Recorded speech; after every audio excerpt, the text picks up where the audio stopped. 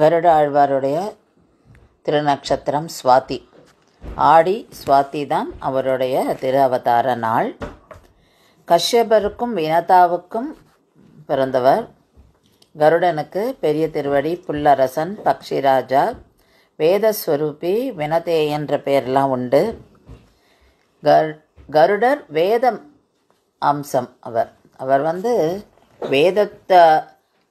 வேதத்தை தன்னிடத்தில் கொண்டவர் கருடர். கருட கொடி பெருமாளுக்கு உண்டு. பெருமாளுக்கெல்லாம் கருட வாகனம் ரொம்ப வசத்தி. பெருமாள் எப்போ ஏழைனாலும் சில கோவிலெல்லாம் பார்த்தோன்னாக்கா கருடர் மேலே பறப்பார். அது பார்த்துட்டு தான் இன்றைக்கும் காஞ்சிபுரத்தில் கருட வாகனம் அப்படி தான் கோபுர ஆசலை விட்டு கிளம்போம். அதே மாதிரி ஸ்ரீமுக்ஷ்ணத்தில் நம்ம மத்தியான வேளையில் நம்ம கருட தரிசனம் பார்க்கலாம்.